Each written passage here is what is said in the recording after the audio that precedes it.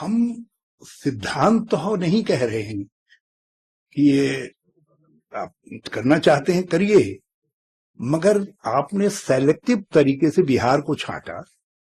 पहली तो टाइमिंग पर संदेह है लोगों को, जो आपका मेथड है चुनाव आयोग का करने का उस पर संदेह है, और जिस तरीके से ये प्रचार किया गया चुनाव आयोग के सूत्रों से कि विदेशी आ रहे हैं, इसमें विदेशी हैं, ताकि जस्टिफिकेशन हो सके तुम्हारे ये स्पेशल इंटेंसिव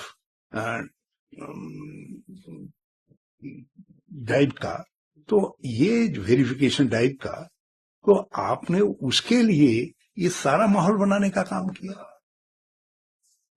यदि आप करिए तो पूरे देश में करिए, 1 साल पहले करिए, जहां चुनाव होने वाले हैं राज्यों के, एक सवा साल पहले ये काम हो जाना चाहिए।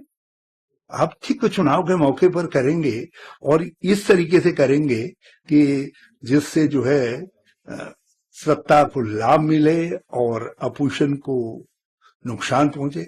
यह अलग बात है कि वहां यदि कुछ विदेशी हैं भी तो जिम्मेदार नीतीश जी हैं, उन्हीं के शासनकाल में आए हैं सब जो है।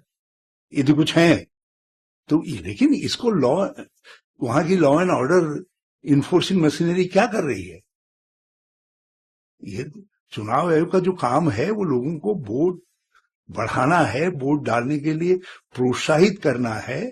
और आप गरीब ग्रुप, जो लोग साक्ष्य नहीं जुटा पा रहे हैं, जिनके पास केवल आधार कार्ड और दूसरे ऐसे राशन कार्ड आदि हैं, तो उनको आप कह रहे नहीं है तो प्रूफ ही नहीं है, आप दूसरे प्रूफ लाइए। तो ये एक नई परंपरा आपने प्रारंभ कर दी है और केवल बिहार के लिए की है। इसलिए यह अंदाज लग रहा है कि चुनाव आयोग के सहारे बिहार का चुनाव चुराने का षड्यंत्र हो रहा है। इसीलिए मैं कल समाचार देख रहा था कि आरजेडी इत्यादि इतने ज्यादा सशंकित हैं कि वो कुछ और विकल्पों पर भी विचार कर रहे हैं। सर, आपने कहा पार्टी का इसमें लाभ है, सर क्या किसी विशेष राजनीतिक पार्टी के मकसद से इसे लाया गया?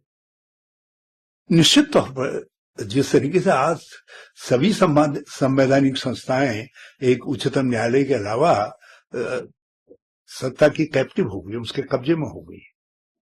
चुनाव आयोग तो बिल्कुल, अब हम तो हमारा ही पंचायती चुनाव आयोग समझ रहा था, यहाँ तो दिल्ली का चुनाव आयोग भी जो है बिल्कुल उन्हीं के तोते की तरीके से बात कर रहा है, उन्हीं के नक्शे कदम पर काम कर रहा है।